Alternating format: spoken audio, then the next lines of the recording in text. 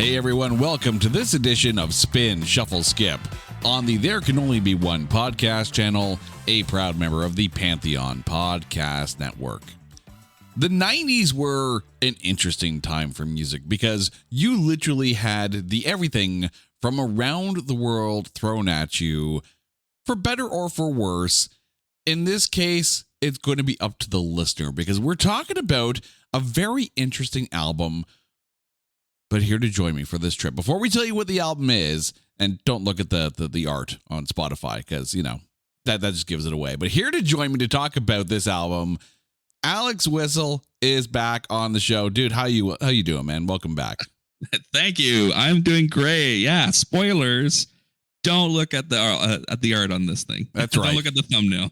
Just hit play, close your eyes, don't look at the art. But no, we are talking about The Boy with the X-Ray Eyes, the debut album from Babylon Zoo. Now, when this album came out, like I remember it's one of those albums where it's just like the song Spaceman came out and we're like, okay, this is interesting. It's kind of cool. We'll pick up. I still have my cassette of this album, but it didn't really go that far afterwards.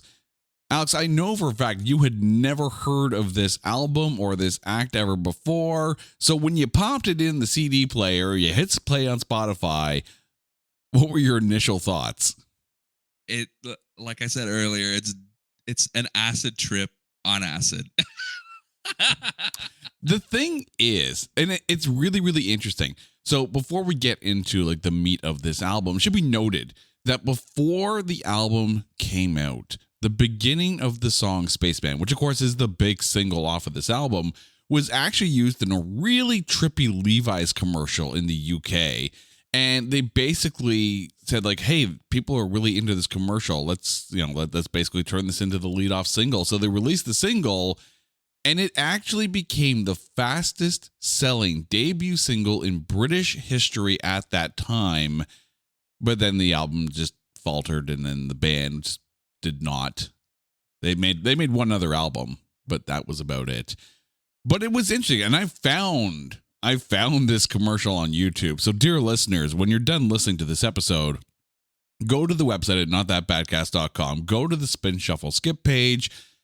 You will see the video for that Levi's commercial embedded into the episode page, because you gotta see it to believe it. The 90s was some trippy ass, which is basically what Alex messaged me after like listening to the album. He's like, what did you make me listen to? And the funny thing is, the last time you were on doing Spin Shuffle Skip, you're like, I feel bad. I need to make up for Soul Decision. And I kind of feel, rather than making up for Soul Decision, that now it's become like a tit for tat where it's like, all right, you're going to throw that album at me. I'm going to give you freaking Babylon Zoo. Yeah, well, you know, you got me good. It was a trip. It's basically what is it, the what are those deprivation tanks? You know, you sit in water in the dark and you have, it's like that on acid. I mean, it is definitely it's an acquired taste. And I have a feeling that people who like it are going to like it, and people who don't are just not. I don't think there's going to be really any middle ground with this album. But let's get to our picks. The album was released February 5th, 1996. It is produced by frontman Jazzman and Steve Power. It peaked at number 6 in the UK, number 4 in Finland, and number 8 in Switzerland. As mentioned, Spaceman was the big single off of this one. There were 3 singles in total, but Spaceman did hit number 1 in the UK. And yeah, this album came out hard at the beginning and then just kind of faltered. And if you kind of want to know why, just go find some interviews with Jazzman on YouTube. They're out there and you're like, oh, so that happened. And I don't mean to be negative because I do recognize the music is very subjective. So if you're a Babylon Zoo fan, we are going to be saying some nice things about this in our picks. Just know that it's a bit of an acquired taste, at least for us. Now, Alex, let's get to the picks here. Your spin pick, and this is what we're going to do. We're going to pick 3 songs each, a spin, a shuffle, and a skip. The spin is the one with, the album's in. That's the first song we play. The shuffle, if it comes on, cool. The skip is the one that, obviously, there's a skip button on a CD player for a reason. But Alex, your spin pick off of The Boy with the X-Ray Eyes. My spin was Paris Green. I'm looking at the plays here on Spotify as we're doing this episode, and to see this album in general, average, small 50,000 to upwards of almost 280,000, not including Spaceman because that's the lead single, right? So that one has 21, I think 21,000, it might have been 21,000 or 21 million. Anyways, um, you know, Paris Green doesn't have that many plays compared to the other songs, but it's one of the most normal sounding songs on the album. And I definitely vibe with this. This is like a little bit more my alley while still remaining, in that acid trip. And that's the thing. Like, I did actually have Paris Green on my short list for spin because it is actually quite a good song, and there are some good things on here. I will say that I do find some of the production work feels a little bit cluttered at times, but it's not that way on Paris Green. Paris Green comes through loud and clear. I will absolutely give you that one. My spin pick is, yes, an absolute for the song, but no, it should be at a different spot on the album. And that's Is Your Soul for Sale? I really have, like, I love the cinematic feel to this song. It's almost has like, you could actually close your eyes and picture the gothic music video that it would accompany this. Although that being said, this is one of those ones where it's like, I feel like it needed to be somewhere else in the album because it's a really good song. Maybe you put this one maybe after Spaceman. I'm not quite sure, but Is Your Soul for Sale is really good, and it's a lot less clutter than some of the other ones. Like, Jazzman comes through really good and clear on this one, and that's to the benefit of the song. Yeah, no, that song is really good. I do agree its placement in the album is not great. Had the entire album had like consistent storytelling, I could definitely see this being near the end to kind of like head into the mental credits if you want, like if you're comparing it to a movie. I also kind of see it being like leading into the climax depending on the feel of where you're going into the album, right? Because like you said, it's very cinematic. It's very, the instruments that they chose to produce the song with. It's very eerie. It's very, uh, I want to say creepy, but I don't think that's the right word that I'm looking for. Yeah, I mean, gothic definitely comes to mind as I'm listening to this. And yeah, I do recognize that they kind of like their stage presentation had a bit of a kind of a sci-fi-y kind of feel. But the thing is, if you were to take this and do like a video album for it and basically turn this into the soundtrack of some cool 90s avant-garde experimental film, then I think this album has more legs to it because I think there is something in here from the cinematic feel of it. Now, I want to point out, Is Your Soul for Sale is the second last song on the album. But I think I would have liked it in that spot better had The Boy with the X-Ray Eyes, which is my shuffle pick, been the last song on the album and not the current last song, of course, which is I'm Cracking Up, I Need a Pill. The Boy with the X-Ray Eyes, it feels like a set closer. It feels like an album closer. This feels like the end of the night. But the problem is, if you had this on cassette, which, yes, I had this on cassette, it's like early side B. And that's not good. The Boy with the X-Ray Eyes needed to be a closer, an absolute closer. And if you went Is Your Soul for Sale and The Boy with the X-Ray Eyes to wrap up the album, done. The Boy with the X-Ray Eyes is almost like the credit music, and Is Your Soul for Sale is the resolution of the film that this album is trying to give you. Reorder the album, and I think it's a better album as a whole. No, I wow, that to know that it didn't finish a side on the tape, like side A. I agree. The song's a definite closer. Like you can't finish a song like that and it not be the end of like side A or the end of the album entirely. Like it's no, it's a really good song. I wish that was my shuffle as well. Like it came pretty close because again, like there are a lot of like standout songs to this album, but I chose. Just want to make sure I'm saying this right. Animal Army as my shuffle. Ooh, that's a good one. That's a good one. Yeah. And that was a really good way to start the album. I think Animal Army had the energy that you needed off the start. And that's the thing, too. Like, you take this album, you reorder it, right?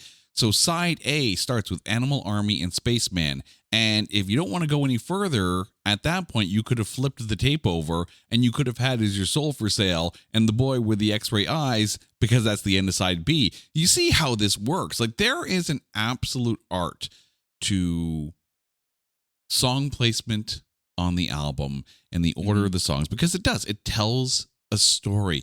And especially with an album like this, it feels like a concept album. And if you told me it was a concept album, then there's a story that goes along with it, I'd be like, great. I would actually be really curious to read a novel based on The Boy with the X-Ray Eyes, wherein the songs and the story and the order of the album tells the story. I can't believe that this didn't happen, because it feels tailor-made to that. And yes, there's this bit of David Bowie, Ziggy Stardust kind of feel to it. You know, it's literally like, I don't even know how to describe it more so. Like if Radiohead and Oasis gang banged David Bowie, this was the album that was that baby. That's kind of how it feels like. That's such a great analogy. Get that image out of your head, dear listeners. I would honestly, I wish that we had the power to get this person into like this session here and ask them like what the hell was up with the placement. Like I think at this point everybody should just make their own bootleg with the right order. No, don't do bootlegs. We don't condone bootlegs. I know there are podcasts out there that basically take an album and reorder it. This is a perfect album for that kind of podcast, but this is not that podcast. We're Spin Shuffle Skip on the There Could Only Be One podcast channel. We don't do that here. We make picks. But now it comes time to our skip pick. So Alex, off of this one, what's your skip? So my skip on this one was Fire Guided Light. Yeah, side B had some interesting songs. There were good ones, like The Boy with the X-Ray Eyes and Is Your Soul for Sale, and then ones that just weren't nearly up to snuff. It's a letdown. And this is funny because this is the longest song on the album, and I'm normally the guy that likes the longest song on the album because that's me. But I didn't. In fact, the two longest songs on the album, with Fire Guided Light at 6:43 being your skip pick, and Caffeine at 6 minutes 34 seconds is my skip pick. Yeah. Which is funny because I freaking love Caffeine. You figure this would be my anthem. No. If you write a song, first of all, if you write a song called Caffeine, you got to up the tempo. Because, I mean, yes, okay, if you need caffeine, maybe that's the speed you're going at. But the problem here is this. Like, there was this whole thing with, like, spelling of words as far as lyrics go. And that worked with a song like Confused Art. But not here. It felt repetitive lyrically, dragged on too long. And I think that's one of the biggest knocks on this album that you can say is that some of the songs dragged on a little bit too long and just got musically masturbatory. If that may be the best way to say it, right? You take Caffeine, up the tempo a bit, take an end, like 8 bars out of it at the end, like just shorten it. And I think Caffeine's a tighter song. If you start meandering musically, after a while you're gonna be like, okay, are we done? Are we on to the next one yet? Like, Babylon Zoo feels like better in smaller doses. Caffeine and Fire Guided Light are perfect examples of that. And again, I don't mean to sound like I'm crapping on the album. I'm not. I own a copy of the album. Babylon Zoo got my cassette money. I just wanted a different order. And maybe I don't know. I just wanted something a little bit more from a production value, because it's really cluttered at times. Like, and I don't mean to say you need to strip it down. There are some of these songs. A song like Paris Green, I think, would actually work well as an acoustic version. I'd love to hear Paris Green acoustically. Confused Art, perhaps. Definitely Is Your Soul for Sale. There are songs here that could translate to a stripped down version, declutter the songs, declutter the album, and it's a much better album. All right, Alex, it's time to revisit these picks. So remind our listeners what your spin, shuffle, and skip picks were from Babylon Zoo's debut album, The Boy with the X-Ray Eyes. So in that exact order, Paris Green was my play. My shuffle was, and I always forget here, Animal Army. And my skip was Fire Guided Light. All right. And my spin pick was Is Your Soul for Sale? The shuffle pick is The Boy with the X-Ray Eyes. And my skip pick is Caffeine. The song, not actual caffeine. I will never skip caffeine. Now, dear listeners, I know we've talked a lot about this album. We're going to put the full playlist from Spotify of this album onto the episode page. So you have a chance to be able to listen to the songs, decide for yourself, and let us know what your spin, shuffle, and skip picks are. And the reason we put the album links onto the episode page is because I recognize that the money that artists get from streaming isn't a lot, but every spin helps. So go listen to the album, deep dive it, and let us know. Let us know what your picks are. We want to hear your honest opinions on this album, because you know what? It may be your next favorite album. You never know. Give it a listen. All right, Alex, thank you so much. Now, please remind our listeners what you're up to and where they can find you out there on the interwebs.